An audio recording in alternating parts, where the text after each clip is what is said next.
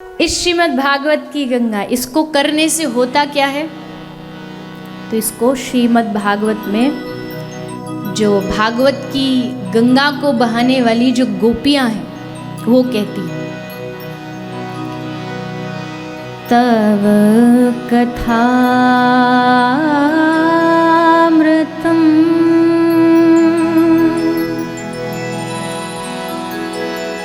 तप्त जीवनम्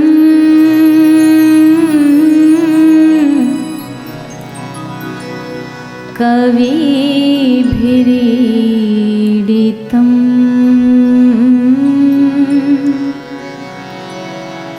कल्मषापहम्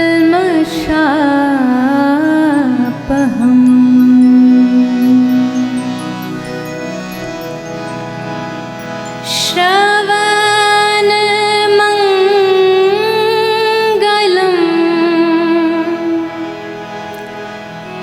श्रीमदाततम्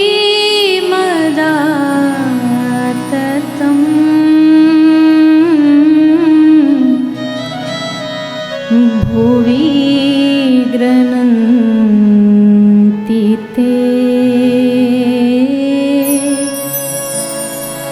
भूरिदा जनाः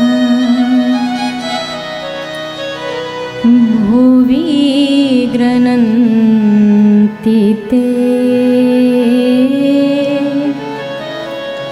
भूरिदा जनाः। तव कथामृतम तप्त जीवन। इस दुनिया में एक होता है विष, जहर, और एक होता है अमृत। और जिसने विष पिया वो महादेव आज यहाँ विराजमान है।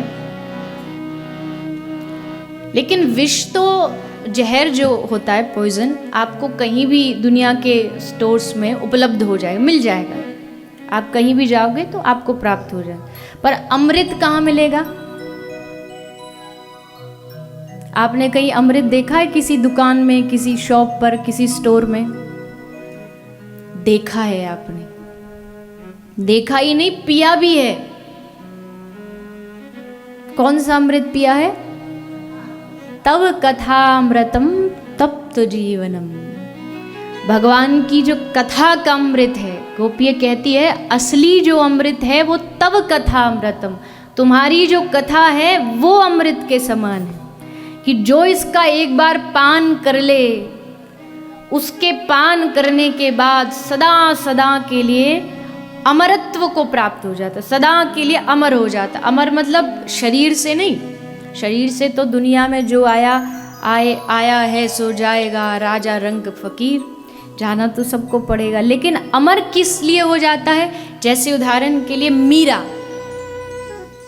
मीरा आज भी अपनी भक्ति से अमर है, ध्रुव आज भी अपनी भक्ति से अमर है, भक्त प्रहलाद आज भी अपनी भक्ति से अमर है। तो वो कथा अमृत जो है, उस अमृत को हम सब यहाँ पीने के लिए बैठे हैं। और इस अमृत को पीना ही हमारा उद्देश्य है कि इस अमृत को पिए और हमारा जीवन एकदम आनंद से भर जाए। सबसे जरूरी, जीवन में सबसे जरूरी मालूम है क्या चीज होती है? सबसे जरूरी चीज होती है फकीरों की मस्ती, एकदम वैराग्य भाव में, कोई किसी से लेना न देना, मगन रहना। और ये सबको प्राप्त नहीं होती। आज आप किसी से भी पूछो, किसी के भी यहाँ लाइन में अगर रेजिडेंशियल एरिया हो ना, मैं पेन पेपर लेकर के जाऊँ और मैं एक एक घर की डोरबेल बजा के पूछूं आपको कोई जीवन में दुख है, तो मेरी 10 डायरी भर जाएगी पर लोगों के दुख खत्म नहीं होंगे। एक बार पूछ के देखो आपकी दुख है, तो वो आपको इतने लंबी चौड़ी दुखों की लिस्ट दे देगा कि आपको समझ नहीं आएगा कि इतने दुख है इसके जीवन में। और उसके छोड़ो, हमारे ही जीवन में कितने सारे हो सकते हैं। हमारे जीवन में कितने दुखों की लंबी चौड़ी लिस्ट हो सकती है। लेकिन फिर भी उसके बाद भी जिसने उसमें जीना और मस्ती से रहना सीख लिया तो समझ लो उसने भागवत को जान लिया, उसने भागवत को समझ लिया। जैसे उदाहरण के लिए एक फकीर महात्मा पड़ा था पेड़ के नीचे, एकदम आनंद में मस्ती में सोया था। एक आदमी भागा भागा आया, भागा भागा बोला, अरे महाराज सुनो सुनो सुनो, झोपड़ी में आग लग गई।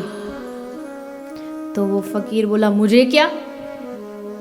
उसने कहा, महाराज तेरी झोपड़ी में आग लग गई। तो उसने कहा, फिर तुझे क्या? मेरी में लगी है तो तुझे क्या, घर जा आराम से बैठ। ये जो मस्ती है ये भगवान की शरण में आने के बगैर और कहीं मिल नहीं सकती। ये मस्ती बाबा भोलेनाथ से सीखो, यहाँ विराजमान है। इनके ऊपर कोई पत्र चढ़ा दे तो भी खुश, दूध चढ़ा दे तो भी खुश, जल चढ़ा दे तो भी खुश।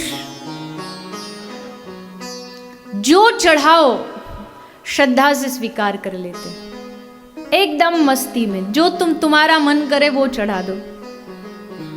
एक आदमी तो ऐसा कहानी एक सुनाई जाती है, कथा कोई शास्त्रीय नहीं है, वो शास्त्र में नहीं लिखी, ऐसी ही बताई जाती है कि एक चोर चोरी कर रहा था।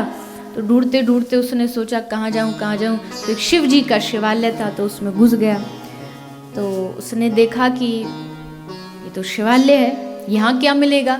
राम जी के मंदिर में फिर भी थोड़ा बहुत एटलीस्ट गोल्ड नहीं तो थोड़ा बहुत पीतल चांदी कुछ तो मिल जाए। कन्हैया की शायद चांदी की बांसुरी मिल जाती, पर इनके मंदिर में क्या मिलेगा। उसने सोचा क्या करूं।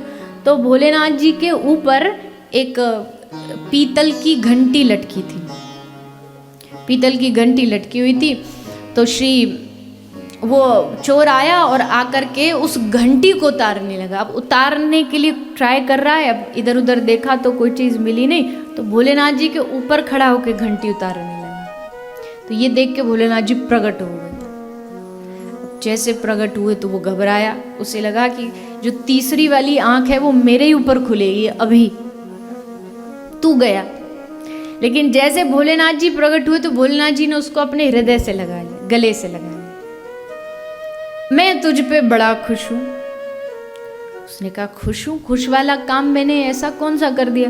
बोले दुनिया आती है, कोई मुझ पे बेलपत्र चढ़ाता है, कोई दूध चढ़ाता है, कोई जल चढ़ाता है, पर तू पहला इंसान है कि तू पूरा की पूरा चढ़ गया कि लो मैं तुम्हारा, त्वमेव माता च पिता, तो मैं सब कुछ मेरा तुम्हारा, लो चढ़ा दी। अब इसका मतलब ये नहीं कि ये काम कोई और कहीं कॉपी करके ट्राई करे, तो भयानक अपराध हो जाएगा। ऐसा होता नहीं, बस उसको भोलेनाथ जी को अच्छा लगा कि देखो ये मेरे ऊपर सब कुछ समर्पित कर दिया इसने, कितनी अच्छी बात है। ऐसे भोले भंडारी भोलेनाथ जी। वैष्णवा नाम यथा शंभो, वैष्णवों में अगर सबसे कोई अग्रगण्य है तो वह भगवान भोलेनाथ है।